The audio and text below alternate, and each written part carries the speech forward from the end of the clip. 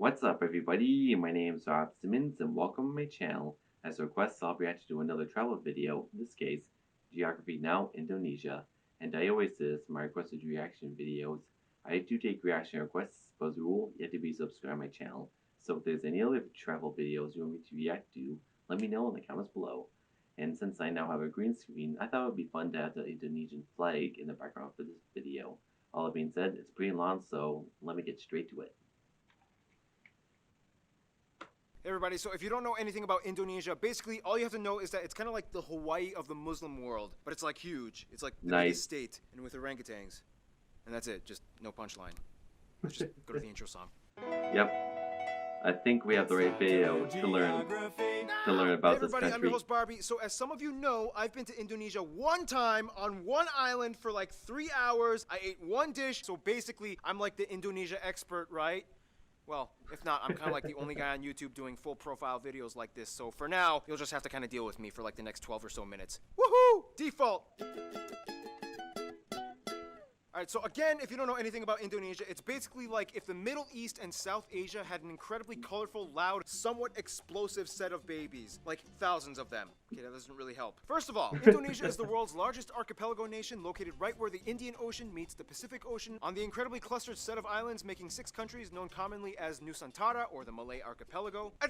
Indonesian Archipelago. Sure, whatever makes you happy. Indonesia actually has land borders with 3 of these countries, East Timor, Papua New Guinea, and Malaysia, on the biggest island, Borneo or Kalimantan, which is one of the world's only 2 triple split nation islands, the other one being Cyprus. Nice. Technically, if you include the UN buffer zone, it's kind of like 4 entities, but the UN isn't a country, whatever, just watch the Cyprus episode. The country is divided into 34 provinces, 5 of which have special administrative statuses. You can pause and read those if you want. City Jakarta, located on Java, the world's most populous island with nearly half of the entire population of Indonesia in it. The largest cities after Jakarta are Surabaya and Bandung, both located on Java Island, and Medan, located on Sumatra. Jakarta Soekarno-Hatta International, Bali's Ngurah Rai International in Despansar, and Surabaya's Juanda International. Now here's where things get a little speculative. Today, there are still arguments claimed as to exactly how many islands Indonesia has. The National Coordinating Agency for Surveying and Mapping says Indonesia has about 13,500. The National Institute of Aeronautics and Space Agency says that it has about 18,300, whereas the Indonesian government claims about 17,500. But wherever the point is, there's a lot of them. Crazy. Over 8,800 have names, and over 900 of them are permanently inhabited. You would think they are the country with the most islands, but surprisingly, Finland and Canada beat them. But a lot of their islands are kind of like boop-a-doop, little islands in the lakes. Yep, so tiny little islands.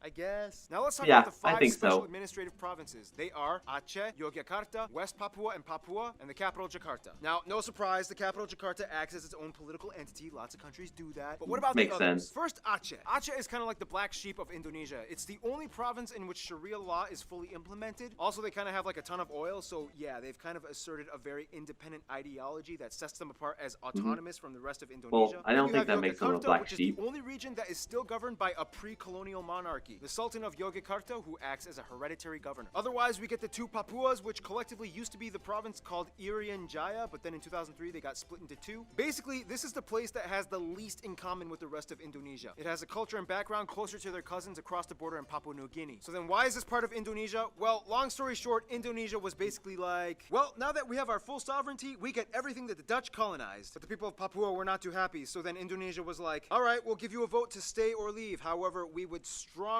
implore you to make the right decision. So they voted to stay in. A lot of people complained. There's still some current opposition, and to this day, the area has a relatively high level of autonomy, and the government kind of just leaves them alone, except for when it comes to mining for resources. Oh, and the South Maluku area also kind of has like an independence dispute thing kind of going on, but the major opponents to the Indonesian government are primarily based in the Netherlands. Then you have the strange Riau Islands, which look like they should belong to Malaysia, but they don't, even though they have a strong Indonesia. Then you have the Ambalat Sea Block, which has a ton of oil that both they and Malaysia argue over. So that essentially covers most of the administrative divisions of Indonesia. Some of the most notable spots of interest in Indonesia might include the National Monument and Museum, Royal Keraton na Yogyakarta Palace, Ratu Boko, the Magelang and chicken-shaped churches, Borobudur, disputed to be the largest Buddhist temple in the world, Maimun Palace, the Taman Sari Underground Mosque, the Equator Monument, the Pura Ulun Danu Bratan Lake Temples. Yeah, try to say that 5 times fast. Pura Ulun Danu Batan Lake. Tongue twister. The Millennium Bridge, the Sacred Monkey Temple, the Hellmouth or Elephant Giant Cave, the 7-story pagoda of Cebu, the smoked mummy villages of Aikim and Jiwika in Papua, or if you're lazy, you can just go to the Taman Mini Indonesia Indah Park, which kind of has like a bunch of replicas of all the famed sites in Indonesia. Oh, and keep in mind, there's Dutch That's one way to colonial-style do it. buildings all over, too many ancient temples and pagodas to list, but no matter how many buildings and landmarks are built, they will never compare to what Mother Nature has done. Which brings us to...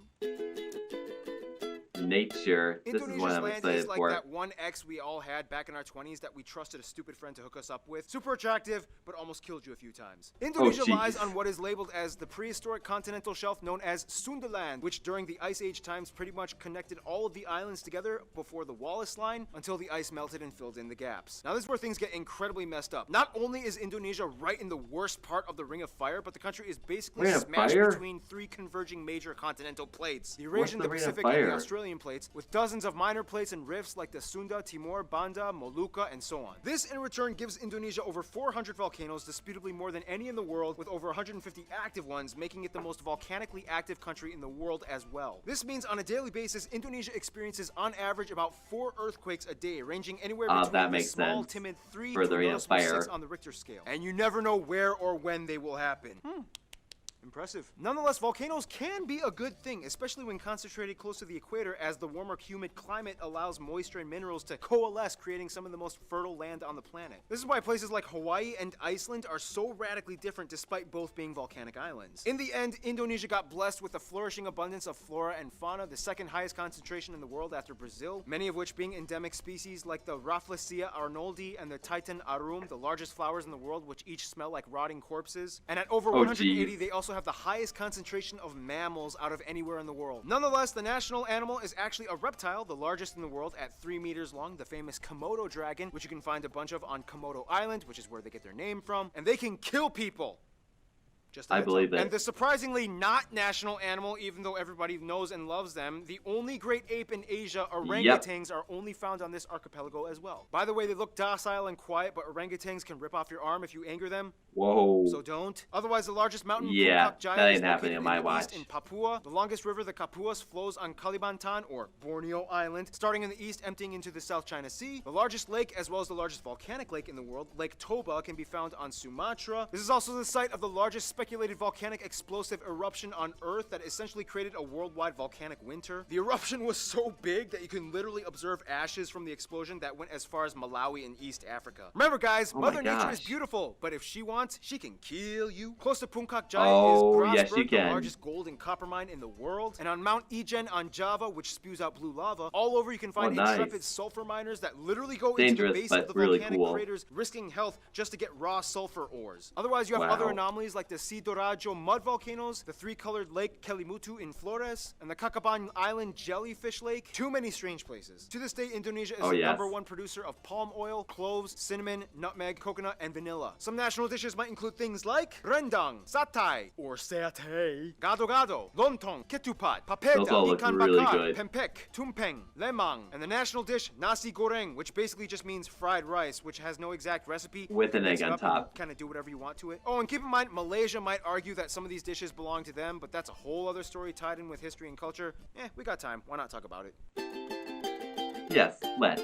Now, there's a lot of curious mysteries when it comes to Indonesia's people. Like, how did they become predominantly Muslim? Or what's the whole deal with them in Malaysia? Or wait, this guy is considered find that Indonesian? out in just a second. First of all, the country has about 263 million people, making it the 4th most populous country in the world, with the largest population of Muslims as well. Now, here's the thing. In a sense, yes, 95% of the population is considered native Indonesian, but that's an incredibly broad term, considering that Indonesia has about 300 different ethno-linguistic groups split up across all the island regions of the country. If you look at a map with the actual ethnic group breakdown, it kind of looks something like this. Nonetheless, the 2 largest parent ethnic groups are the Javanese that make up about 40%, the Sundanese that make up about 15%. Otherwise, the rest of the population is primarily made up of smaller groups and tribes that have only around 2 to 3% each, like the Batak, the Sulawesi, the Balinese, Minangkabau, Betawi, Papuan, Dayak, and so on. Finally, about 5% are non-indigenous Indonesians like Chinese, Arabs, Indians, and even a few Europeans. They also use the Indonesian rupiah as their currency, they use the Type-C plug outlet, and they drive on the left side of the road. And here's where things get a little confusing. Culture and language. The one thing that kind of unites all Indonesians is that they share the national language Bahasa Indonesia, which means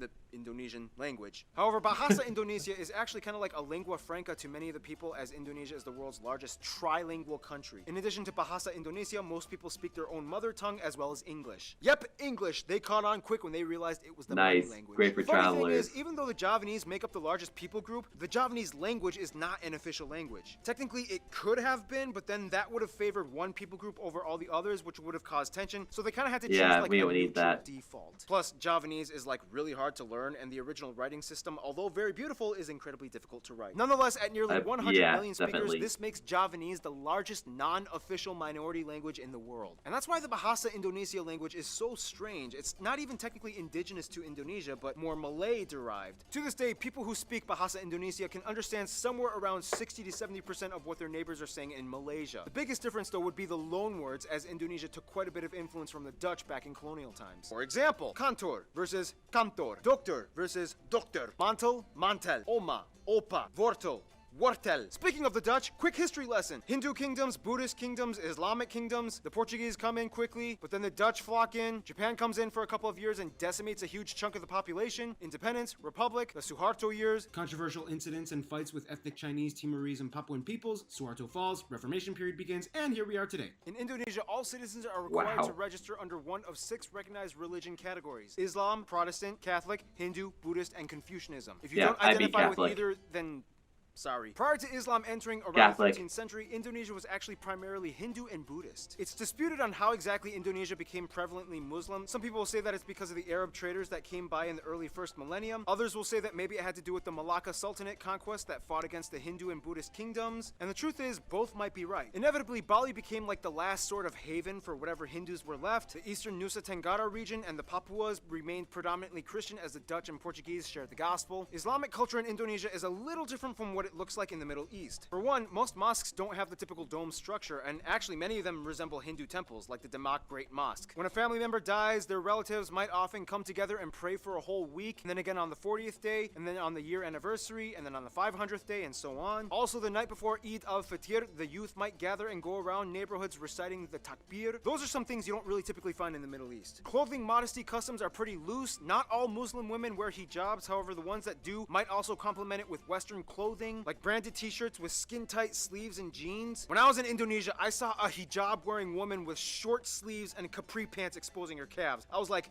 can they do that? Now, in terms of culture, again, it depends on where you are, and many indigenous peoples still follow ancient traditions. Everything from the Minangkabau candle dance to the gamelan players of Yogyakarta, Wayang Javanese shadow puppetry, Balinese festivals, Sumatran pencak silat martial art tournaments, Kenya motif paintings of the Kalimantan tribes, the deadly pasola game played by Sumba peoples, Karabeng cow racing on Madura Island, the strange burial traditions of the Toraja people, and everywhere you can find those pointy longhouses. Otherwise, some notable people of Indonesian descent might include people like the first president Sukarno, Gada Maja, R.A. Kartini, B.J. Habibi, Iko Uwais, Yayan Ruhian, Sisip Arif Rama, Agnes Monica, Iwan Faz, Anggun, Megawati Sukarno Putri, Hartono brothers, and YouTubers Brian Emanuel and Raditya Dika. Now, it's so hard to cover Indonesia's culture because there's so many different people groups, each with their own cultures. It's insanely colorful and rich. I wish we could cover more, but we gotta move on to some diplomatics, shall we?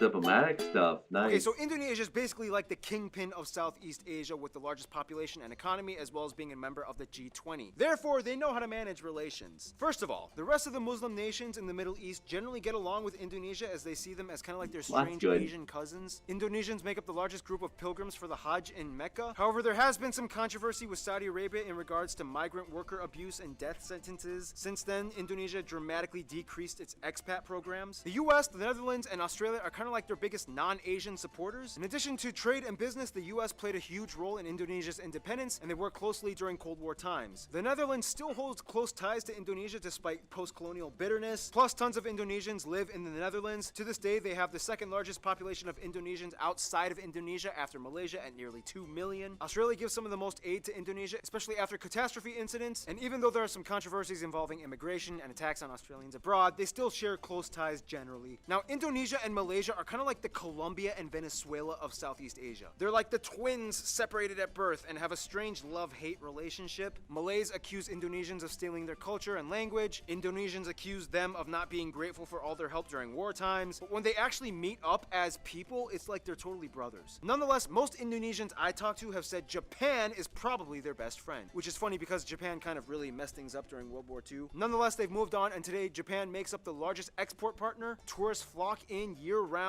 and the two have been building each other up for over half a century. In conclusion, Indonesia's people are very much like their islands, numerous with lush, colorful, strange diversity. Sometimes a cyclone, earthquake, or volcano of controversy erupts, but at the end of the day, they still flourish together as one. Stay tuned, Iran is coming up next.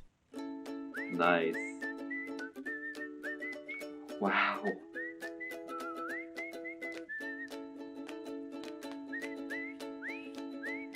It's great that they include credits at the end of the video, so we now know how this video was actually made and who helped make it.